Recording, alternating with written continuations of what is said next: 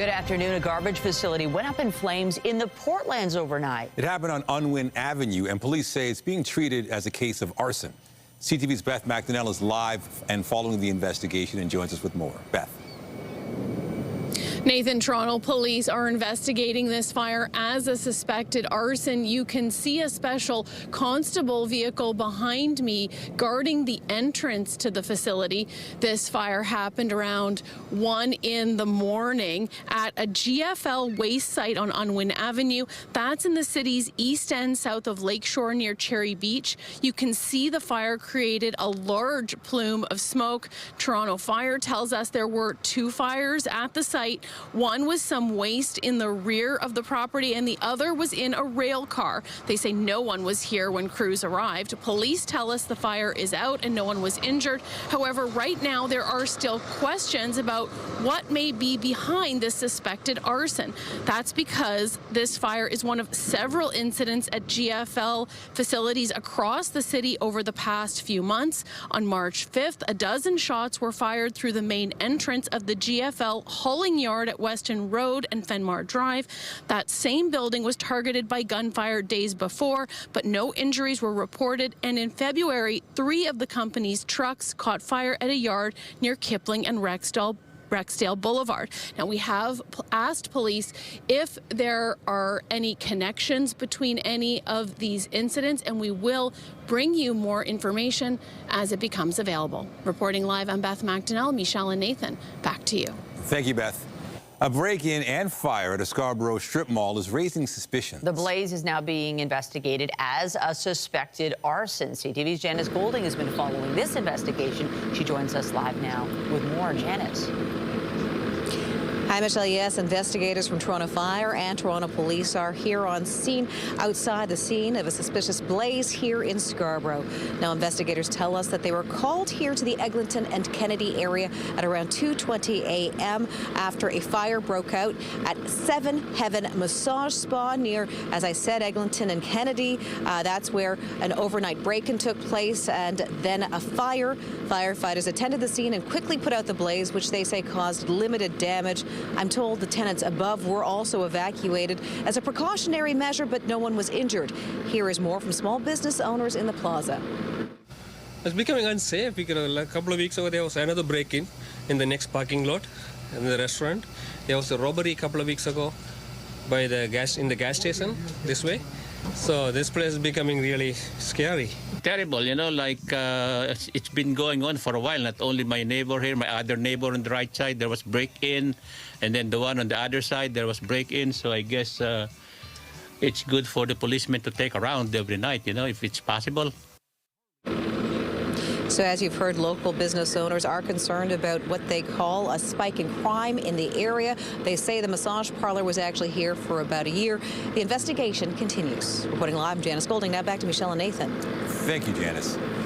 Shots were fired at a home in Scarborough overnight. Police were called to the Danzig and Morningside area at around 3 in the morning for reports of shots fired. They found evidence of gunfire and damage to the walls and windows of a home. There's no word on possible suspects, and nobody was hurt. A 19-year-old man has been charged with attempted murder and an attempted carjacking in Brampton. 2 people were injured just before noon Monday after shots were fired near Central Park Drive and Glenvale Boulevard. Investigators say 2 suspects attempted to steal a car with 2 men in their 20s inside. The victims were struck by gunfire, but they were able to get away. One is listed in critical condition, while the other suffered non-life-threatening injuries. Police are searching for a second male suspect. A pedestrian has been taken to hospital after being struck by a vehicle in Etobicoke. Emergency crews were called to the area near Scarlett Road just before 8 a.m. for reports of a pedestrian being struck. The victim was taken to hospital with serious, non-life-threatening injuries. The driver of the vehicle involved remained there on the scene. The circumstances leading up to this person being hit are still under investigation. Closing arguments have resumed in the sexual assault trial of billionaire businessman Frank Stronach.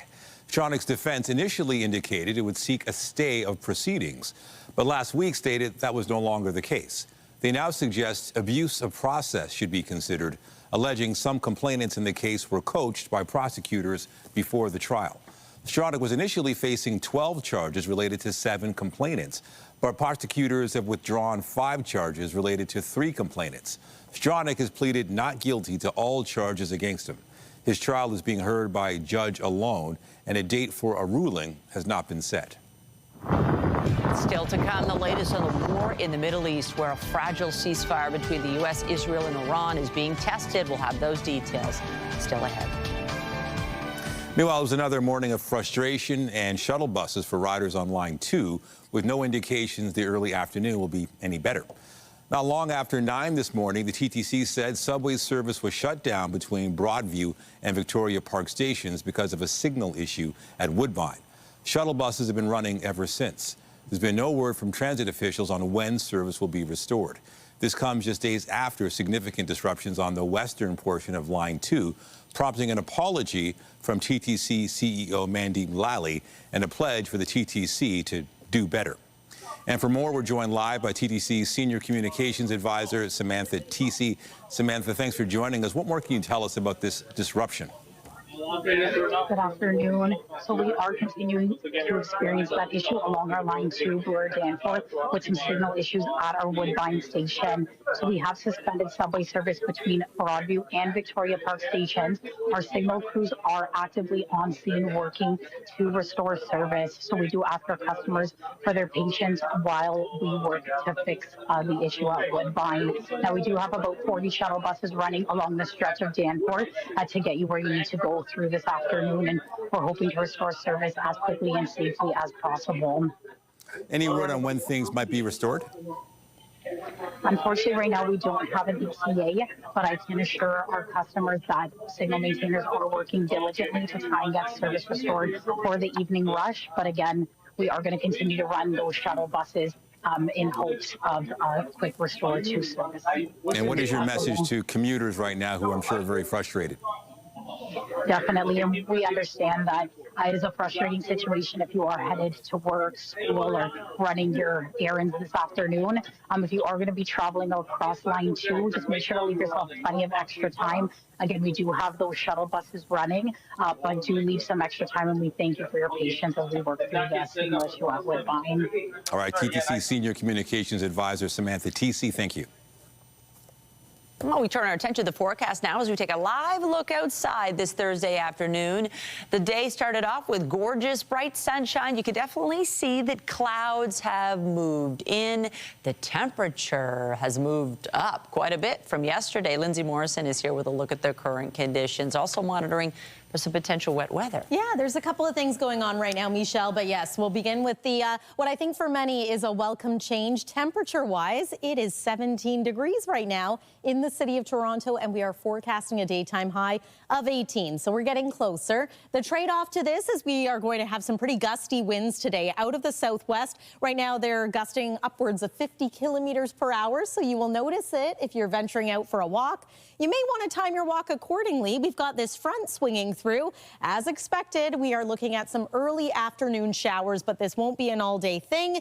We're starting to see the increase in cloud cover now. The showers move in for the early afternoon, and then it should be a little drier into this evening. But coming up, we're going to talk about a bit of a soggy AM commute for your Friday. That and your weekend weather details are ahead. For now, though, Nathan, I'll send it over to you. Thank you, Lindsay. Members of the federal Liberal Party are gathering in Montreal for a convention this weekend. It comes a day after the party inched closer to securing a majority government after MP Marilyn Gladu left the Conservatives to join the Liberals. 3 by-elections are happening on Monday, with 2 being held in Toronto ridings that are considered Liberal strongholds. The convention will include policy discussions, guest speakers, and the election of the party's next national board of directors. Prime Minister Mark Carney set to address the convention on Sunday. And CTV's Mike Couture joins us live from Montreal with more on this convention. Mike, what's been the reaction to Marilyn Gladu's floor crossing? And it's been happening almost seemingly every week now. Yeah, when you consider that it's been 5 months, I think a lot of Liberals who are coming to Montreal for this convention are asking themselves, is there somebody else that we're going to see on the stage behind me that used to be in another party by the end of this weekend? That certainly is the feeling here. There's also a lot of reaction to Marilyn Gladu specifically. She's somebody who's really known as being socially conservative.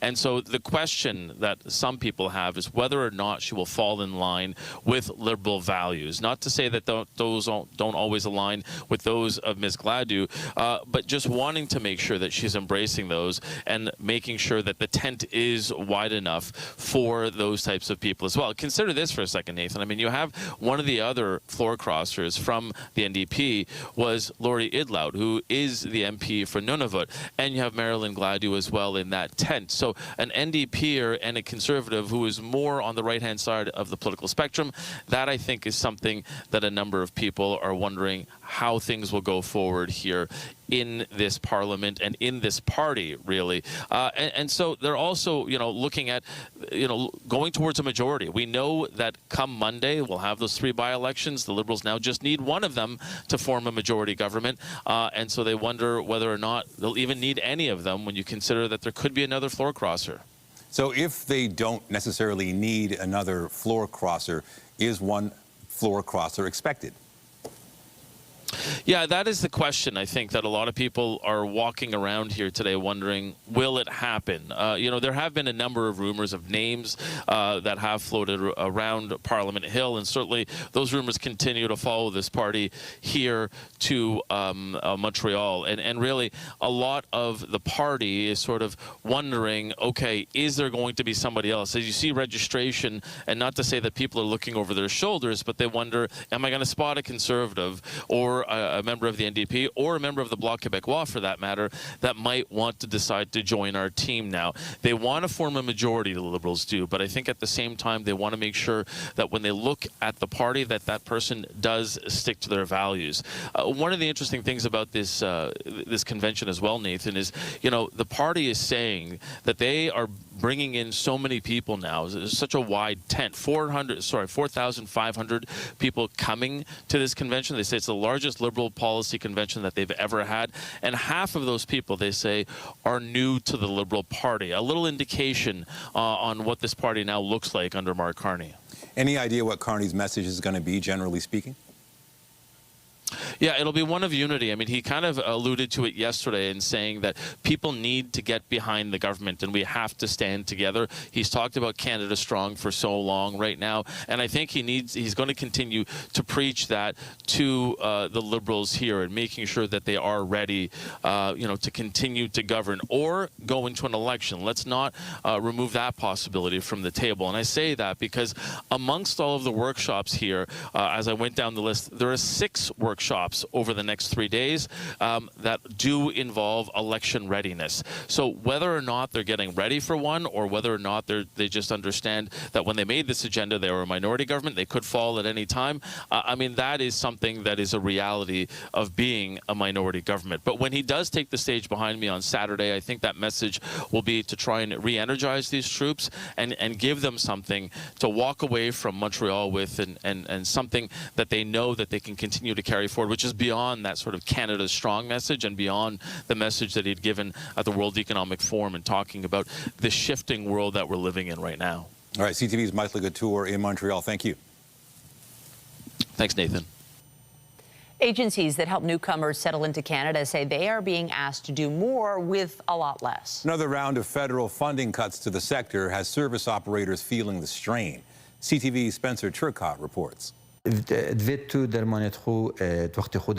Translation is just one of the many services offered to immigrants at the Kitchener-Waterloo Multicultural Centre. Orientation, referrals to services, one-on-one English language learning program, employment supports. But the centre anticipates some big changes trying to keep up with demand as the federal government cuts funding for newcomer services for the 2nd year in a row. And we will see further cuts right up until the end of 2028. Here's why. Immigration, Refugees and Citizenship Canada tells CTV News in an email the 2026-2028 Immigration Levels Plan is focused on a return to sustainable immigration and a shift to more economic immigrants who tend to use settlement services less intensively. And despite reduced immigration numbers, the Multicultural Center says demand won't drop for a couple of years, meaning they'll still have a long wait list, just with fewer staff to help.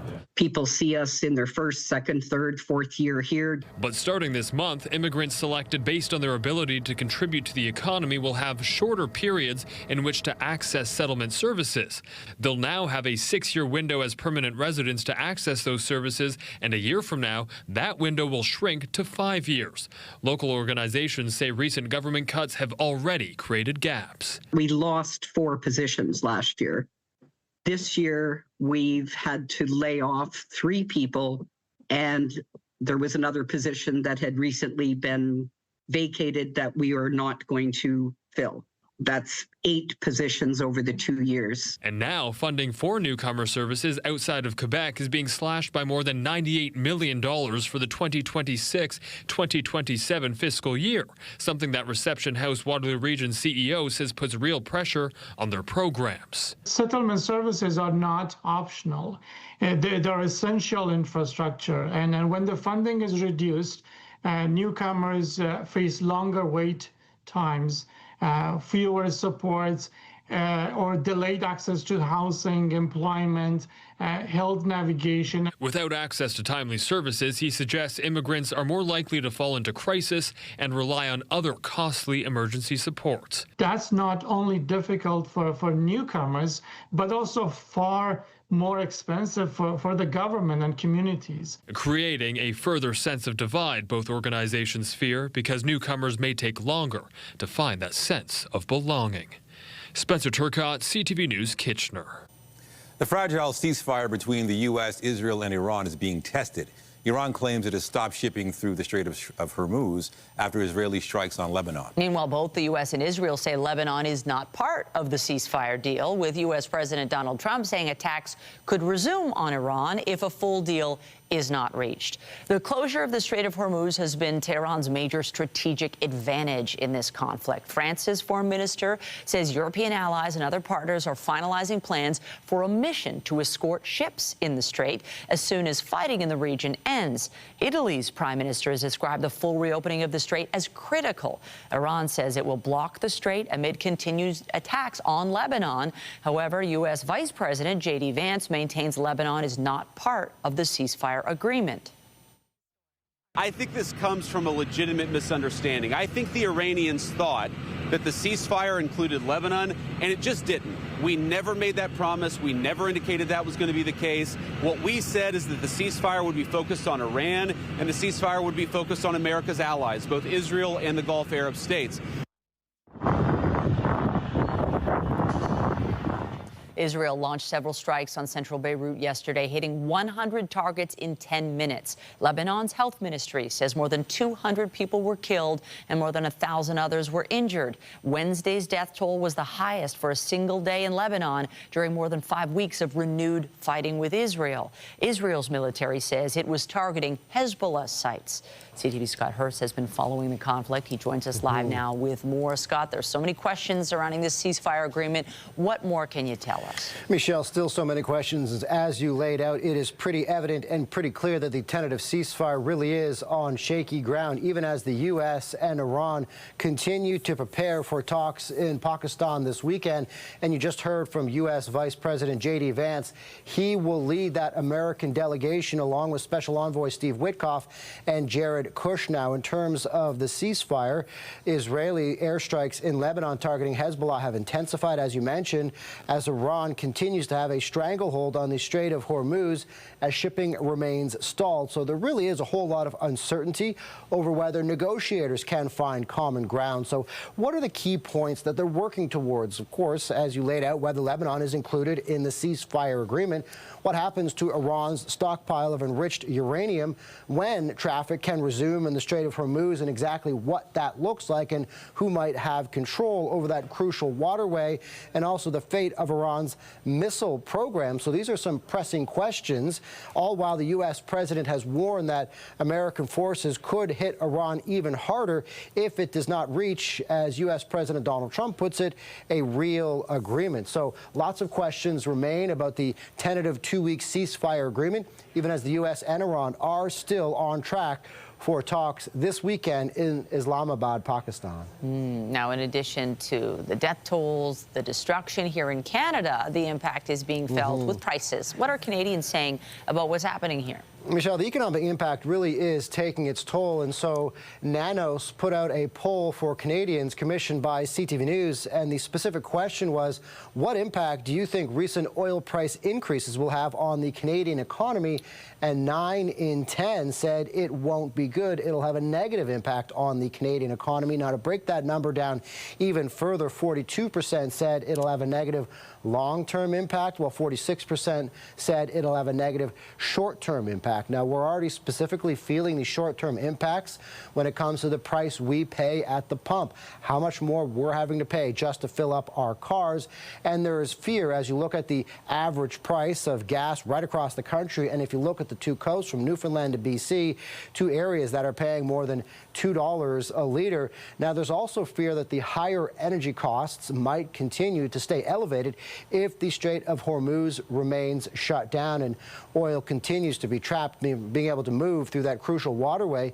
It could continue to drive up prices even more, Michelle, on a whole host of other items we rely on a day-to-day basis. CTV's Scott Hurst live for us in the National Newsroom. Thank you. Thanks, Michelle. Meantime, the head of NATO has reportedly told some alliance countries Donald Trump wants concrete commitments for help securing the Strait of Hormuz, and he wants them within the next few days.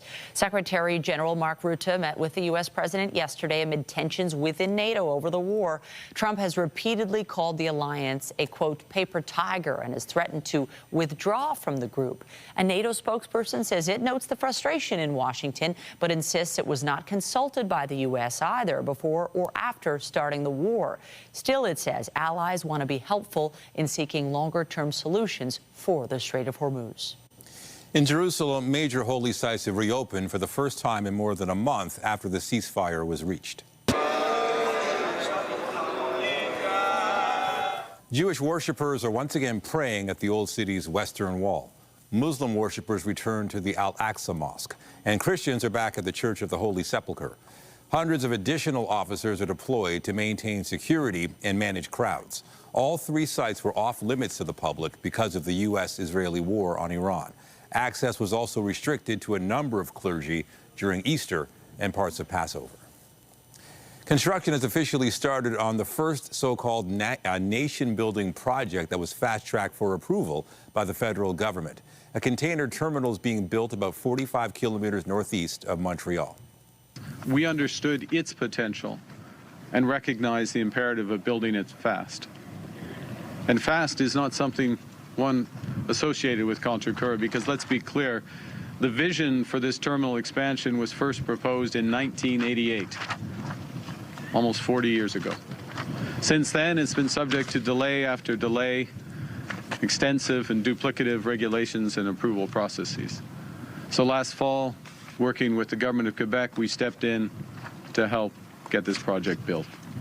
The government says the project is the largest port expansion in Canadian history and will increase the Port of Montreal's capacity by about 60%, as well as create thousands of jobs. Canadian astronaut Jeremy Hansen and the other members of the Artemis crew spoke with the Prime Minister last night. The conversation focused on collaboration, as well as a special gift Hansen is bringing back. CTV Genevieve Beauchemin reports. We've all been watching and inspired. Prime Minister Mark Carney dialed up Canadian pride as he reached astronaut Jeremy Hansen and his 3 American colleagues en route back to Earth. And his first question about collaboration, a nod to Canada-U.S. relations, well, in space. I mean, this is such a unique example for the world and beyond. You can see we got our flags here together. We're better together. Carney did have a pointed question regarding a jar of Nutella that was spotted floating through the capsule earlier in the mission. One point of reassurance that the preference is for maple syrup over Nutella on your pancakes in the morning. Absolutely, sir. I can send Christina to get the syrup right away. That's the syrup floating by. Moments of levity mixed with talk of the risks of spaceflight and what the mission has meant to so many Canadians. All of you 4 have been really, really good news. Industry Minister Mélanie Joly also spoke to Hansen about good news in space at a time of difficult news here on Earth. A moment of unity in the midst of difficult geopolitical times. Before you leave us, Prime Minister, I did want to show you this. Hansen also had a gift for Carney, a patch, that maple leaf that has been so proudly flying in space. So I wrote your name on the back, well, your title on the back. Make sure that it gets to you. Carney also said he was proud to hear French spoken in space and issued an invitation to the crew to come to Ottawa once they're back on Earth. Geneviève Beauchemin, CTV News, Longueuil, Quebec. Well, it certainly feels a little more like spring out there today. Temperatures in the teens, upper teens in many cases. Our seasonal norm is now 11 degrees, and fortunately, we have surpassed that already. The record to beat today is 21.1 degrees. We're not forecasting that necessarily, but it's something we will be keeping an eye on this afternoon. And then tomorrow morning, we're going to watch the AM drive. It's looking like rain as opposed to any snow here in the GTA, but there could be a decent amount of it. We'll take a full look at your weekend weather forecast after the break. You're watching CTV News at noon. We'll be right back. When you see it happen, send it to CTV News. Text 10400 from your screen to ours. Text 10400. The one-of-a-kind spring market is back at the Enercare Centre today, bringing together more than 500 Canadian creators and makers. This year, the focus is on growing your green thumb. And CTV Jessica Smith joins us now with more, and with the good weather, this seems like perfect timing. I mean, I didn't plan it like this, but I kind of did. And when you walk into the Enercare Centre, you just see fresh flowers. There's tulips literally everywhere around me, and it feels like spring. I want to bring in Valerie Roy. Talk to me about this show, because it's been going on for 50 years, but every year you're adding something new. What can people expect when they walk in as they see the flowers and see how beautiful it is? Spring and inspiration here at the one-of-a-kind spring market. This year, you can view and shop from over 500 Canadian artisans from all across the country. So products you'll find here, garden products, and also anything home decor, food, wellness, fashion, all handmade here in Canada. And it is so important to support local, and we are always trying to find different ways to do that. But how important is a show like this to be able to connect people with creators from across the country? Because it's not just here in Ontario, people are here from all over Canada. That's right. I think especially now when we feel like we don't have control over much, it's great to come out here, support local Canadian businesses, and also just make those connections. Here at the show, you get to meet the maker behind the product, hear their stories, get inspired, something that you just can't have online. So just come out here and meet these beautiful, beautiful artists. And you're adding new stuff every year, and there's a bit of a garden theme that's been added this year, which honestly makes perfect sense. It's beautiful. You see all the tulips around us, and there are fresh flowers everywhere. Absolutely, yeah. So here we are standing in the garden section, which is brand new for this year. In the garden section, what's really great is you can make a donation to Make-A-Wish, write a wish for yourself or someone, and then plant it. So it's all about setting your intention and really shopping with that love, with that, adding a slower movement to shopping as opposed to, sort of doing it mindlessly. So lots of, really setting your intentions for the spring season here, yeah. It is really cool. We've watched people kind of coming up and setting their intentions and making wishes. As far as what people can take away from this show, I mean, obviously you get to come in and there's so many great things, but you get to meet the people that have put their heart and soul into these things. How important is that connection?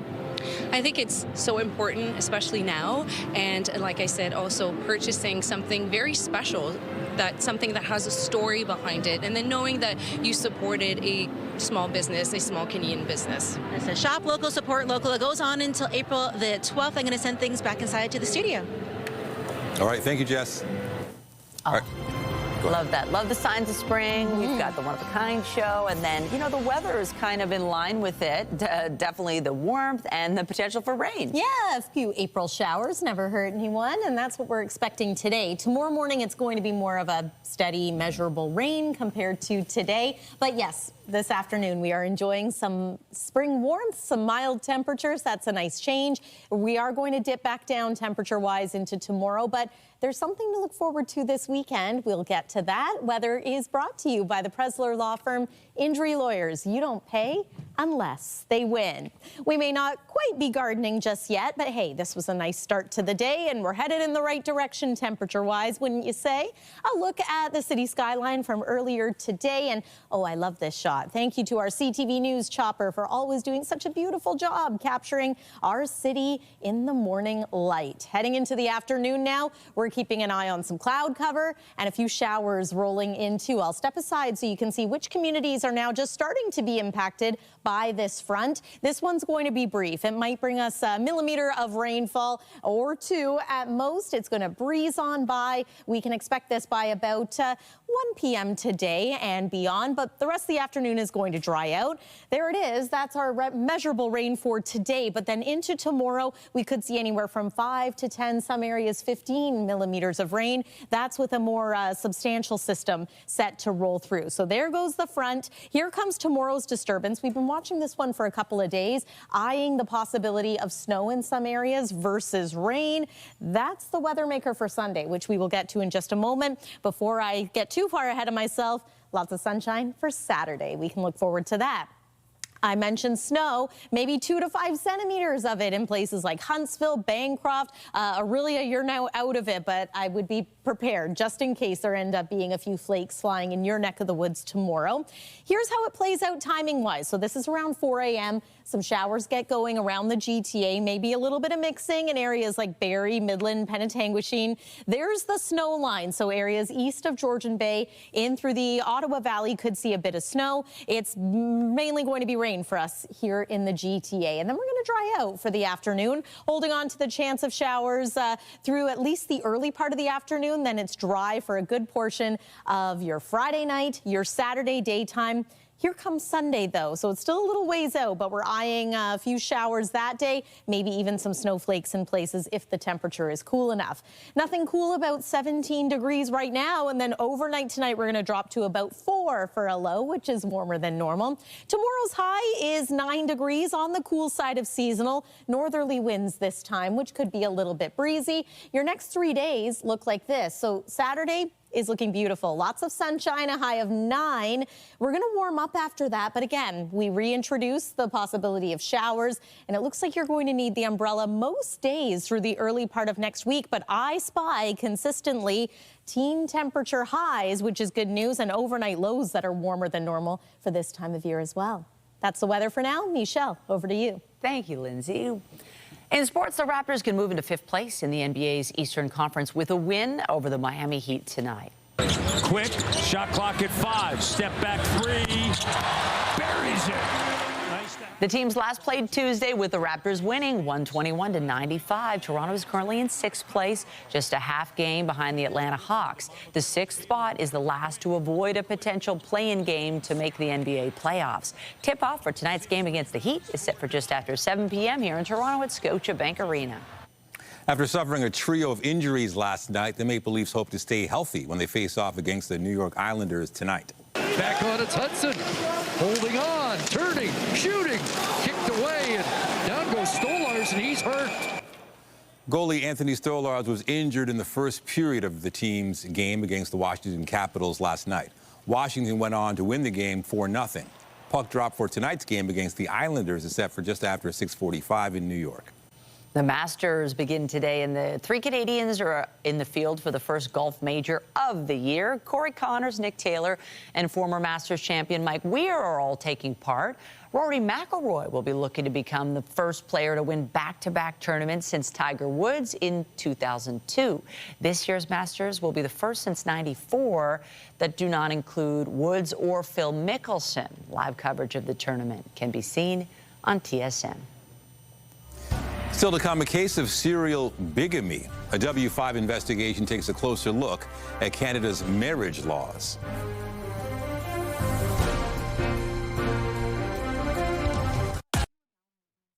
Legal marriage in Canada requires only 2 consenting adults who are not currently married. However, as W5's John Woodward found out, one man was secretly married to several women at the same time, and he wasn't who they thought. I'm 6'2", 248 pounds, combat ready. That's Jason Washington preparing for a mixed martial arts fight in BC back in 2018. That's when a woman we're calling Sarah met him at a gym.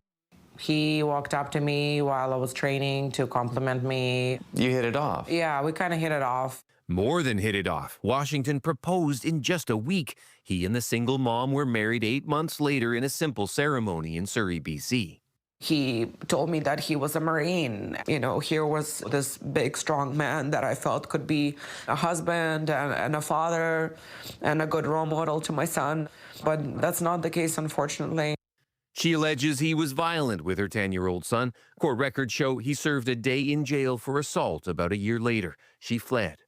He still tried calling me after I came back. Then I changed my number, and then it stopped. The pair never divorced. This marriage certificate is technically still valid. Then she found out it wasn't the only one. A social media page called Are We Dating the Same Guy featured a picture of him. Another woman, Emma, recognized him instantly, and memories from years earlier in 2014 in Richmond, BC came flooding back. He actually even went to my dad and asked for my hand and made my dad cry, and he's telling my dad how he's going to protect me. Emma says Washington also spanked her son, something she never expected from the charming man who proposed to her after only a month. I just needed him out of the house so that my kids and I were safe again. Rather than doing the paperwork, she prioritized getting away, leaving her marriage certificate also still valid. Both women were also surprised to find out that court records indicate divorce proceedings involving Jason Washington started in 2013 and never concluded. That's another marriage still on the books. Fast forward to October 2021. Wedding photos posted online show Washington at it again. Another marriage, this time in Buffalo, New York. That's about the same time he was convicted of second-degree manslaughter for speeding while drunk, killing another driver when he crossed the center line. Records show he spent just over 3 years in a U.S. prison. He was released in 2024. How many times have you been married? These are women I loved for many, many years. We reached Jason Washington by phone. He said he had been married 4 times, and it was up to his wife to check the paperwork. That was the woman's job. That was my soon-to-be wife's job to do all that. How would your soon-to-be wife know about the previous marriages? I've always been upfront in the 100% of who I've been married to and who I haven't. They all talk to each other, bro. They're women. As for that manslaughter conviction, I was convicted of manslaughter because I had a dissociative episode from combat. Washington said he bore mental scars from his time in the Marines. We checked American military records that show he was court-martialed for what they listed as bad conduct. Sarah wishes she had known about Washington's multiple marriages, but her marriage license with him was approved without any issue. Maybe I wouldn't be in this situation with him. It would have been a big red flag. It would have been a huge red flag. American court records show Washington's most recent wife has now applied for and received a divorce. Sarah and Emma are trying to do the same thing in Canada. John Woodward, CTV News. Tonight, John takes a look at why these illegal marriages are so easily approved. You can catch that story on CTV National News. The annual Terry Fox Run isn't until September, but the planning starts today with the campaign kickoff. This year features a new collection of merchandise celebrating the communities Terry ran through during his Marathon of Hope in 1980. The pieces are being promoted by Canadian icons like Michael Bublé, Sarah McLachlan, and Bryan Adams. All the proceeds from the sales of this merchandise will go to the Terry Fox Foundation for Cancer Research. 46 years, it's pretty wild to think about that it was that long ago that Terry started. And yeah, people are still really connected to Terry's story, connected to what he started all those years ago. And I think it's, you know, one, people really connect with who Terry was as a person, but also we've all been touched by cancer in some way, whether we've, you know, faced it ourselves or loved someone who's battled or lost their battle. And, you know, so people want to help what Terry started by participating and donating to cancer research, and that's what the Terry Fox Run is all about. More than 3 million people participate in Terry Fox Runs every year. Registration for this fall's event opens on Sunday. Still to come, Canadian Tire has begun selling items with Hudson Bay Company branding. We'll have those details when we come back. The unofficial campaign for the mayor's chair is heating up once again. Mayor Olivia Chow, who hasn't officially said she's running for re-election, is doubling down on plans for a new light rail project in Scarborough. This comes as her only confirmed challenger calls out what he says is a complete lack of progress on getting people moving in that part of the city. Mayor Olivia Chow this morning sent a letter to the city's executive committee calling for a renewed push to build the Eglinton East LRT. She's now proposing calling it the Scarborough East Rapid Transit, or CERT line. The 18-kilometer route would run from Kennedy Station to U of T's Morningside campus. It's been studied for years but never fully funded. But following the recent deal with the federal and provincial governments to fund the Waterfront East LRT, the mayor says she'll ask council to prioritize the Scarborough line and push Ottawa and Queen's Park to support that project as well. Councillor Brad Bradford, who's running for mayor, says Chow should have ensured both projects moved forward in tandem the day the Waterfront LRT was greenlit. That same day was the deadline set by City Council in February of 2025 for staff to report back with a plan to advance the Scarborough Eglinton East LRT, with a plan to get to 30% design. That deadline passed. No report was offered. No explanation. Not even an acknowledgement from the mayor's office, and certainly no accountability from the mayor either. One project downtown got a press conference with the Prime Minister. The other got a missed deadline, silence, and no explanation. Bradford says he will put forward a motion asking for the status of that report and an explanation for why the deadline was missed. Mayor Chow's letter on the Scarborough LRT came after Councillor Bradford had scheduled the press conference, but his plan remarks also called for the city to pursue funding for the Scarborough LRT from higher levels of government. He says Chow's plan announced today is too little too late. Canadian Tire has revealed a new collection featuring the iconic Hudson Bay Company stripes. The summer line includes everything from canoes and outdoor furniture to towels and pickleball sets. It marks the first time Canadian Tire has designed its own products using the HBC trademarks, which it purchased for $30 million last year. The items will become available in store and online starting May 1st. Coming up, a turkey takeover in Ottawa. We'll have more on the capital region's battle with the wild birds when we come back.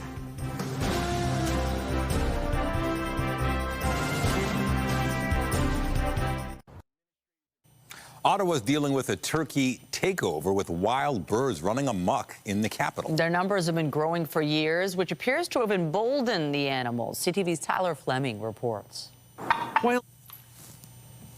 What happened? Wild turkeys are taking over Ottawa, or at least for some it feels that way. There's two toms that are strutting their stuff, yeah. Yeah, it's mating season. In this neighborhood along Prince of Wales by the Rideau River, resident Jim Hagerman says around half a dozen call this street home. There are pets around here, really, but some of the neighbors aren't too happy about them. I haven't really had that much of a problem with them, but I can understand why people are concerned because they are big birds. Pushing past 20 pounds and usually shy until they're not. They've scared a lot of people in the neighborhood. This rafter of turkeys are known for some foul behavior. Go! Even delivery guys come and the delivery guys are afraid to get out of their trucks. And turkeys don't seem too fazed, well, by anything. Here they're roosting on an Orleans lawn. And why? Why is the turkey crossing the O train tracks Wednesday morning? Whether it's bravado or bird brain, residents are getting ruffled. These turkeys take the cake. They go after people at bus stops. They are by your car when you arrive home. Ottawa Councillor Riley Brockington says it's time for these birds to fly the coop. We're at the point, though, where I do believe these turkeys need to be relocated. We are not able to coexist successfully because of how aggressive these turkeys are. But until the city settles on what to do, here's some turkey tips. Don't try to pet or feed them. No more bird feeders, certainly for the summer. If you see a turkey, keep your distance. If you're in a car, roll up the window. You gotta honk your horn and go at them, and then they'll take off. If you're afraid of them, I think they sense it, and they'll come towards you. But if you just ignore them, everything's fine. And here's a fun fact you can gobble up. Wild turkeys are the second heaviest bird capable of flight in Canada. First place goes to the trumpeter swan. And yes, we have those in Ottawa too. Tyler Fleming, CTV News. All right, let's talk turkey. What do you think? That could be a new tourist attraction. Eat them, but... Yeah, that too. They can be pretty aggressive, my goodness. Let's talk about what's coming our way. Not turkeys, rain. Yeah, it's looking a little dark now with the glance at the city skyline. So yeah, showers moving in. These are going to be brief. Might bring us some gusty winds as well. There's one more look at the satellite and radar. No lightning being detected along that front, though. Overnight tonight, we're going to dry back out. 4 is our forecast overnight low. However, we are unsettled tomorrow morning. Afternoon high is 9, but at least we're expecting rain and not snow. Just want to bring you to Augusta, Georgia for a moment with the Masters kicking off. Look at that 4-day forecast. 30 degrees by Sunday. Sounds pretty nice, doesn't it? Not quite golfing weather here at home just yet, although I do believe some courses are opening tomorrow. Might need a rain check, though, in the morning. But hey, Saturday looks good for maybe hitting the links. Nathan and Michelle. Yeah, good idea. Thanks, Lindsay. And that's it for CTV News at noon. Remember, you can get Toronto's breaking news all day long on CP24 and at ctvnewstoronto.ca. For Lindsay Morrison and all of us here, have a pleasant afternoon. I'm Michelle Dubé. And I'm Nathan Downer. Be sure to join us later for CTV News at 5 and 6. Have a great afternoon.